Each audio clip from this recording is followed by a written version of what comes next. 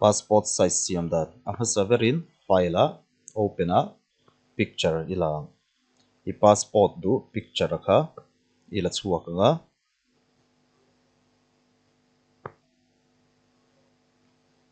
view a fit on screen ai da leang chumi zuan crop tool ai kalang crop tool an hianin ikal chi hian headline hianin a size set na tur alo om 3.5 4.5 tikhan chuan hei hi tian in pot te lenga an oma chin chung lampang ilang a chung lampang po ti hian kan pot te leang chuan hei hi a lai om velan ti hian kan han danga kan enter chumi zuan hei chu headline atang hian ti kan pot thladeyang tikhan file a new a documentation kan la lenga tan hian photo kan thlangang size an hian 4:6 landscape hi thlang taila a resolution 100 kan okay ang move tool kan select lenga hei hi a hrangin kan pot chuak leang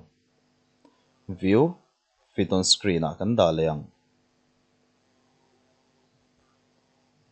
chuan hei picture lan thai dan turangin ti hian kan han siam rem le a chuan headline hian a scale an hian kan right click inches sin kan danga tan hian kan click anga kan pot thlanga 1.5 thleng kan pot thlang tikhan move tool kan la lenga hemi picture hi tan kan click anga tiang kan pot lut anga tan kan thla leng chuan tan kan free transform anga edit a free transform chuan hemi picture po don hian shift me tel tur ania tian diagonal zonga po tur ani shift hi met telang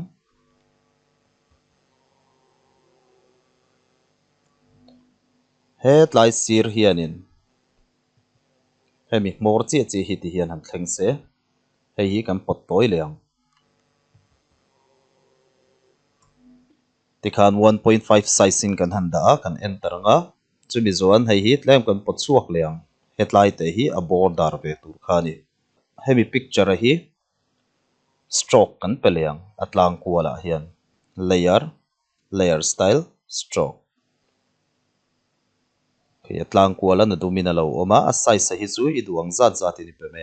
tlang puin lian pa ka ngai lo one bel hi ni se apok bio kan okay ang chumi zuwa hei hi kan copy leang alt met chungin kan drag le nei don ani alt kan hetanga tiang kan choice on mo pang tikhan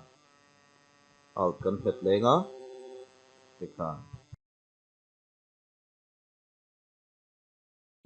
tikhan passport chu kan siam zo dera hemi hi jpeg in kan save ang file a save as format a jpeg a file name a chui du dui pe mayang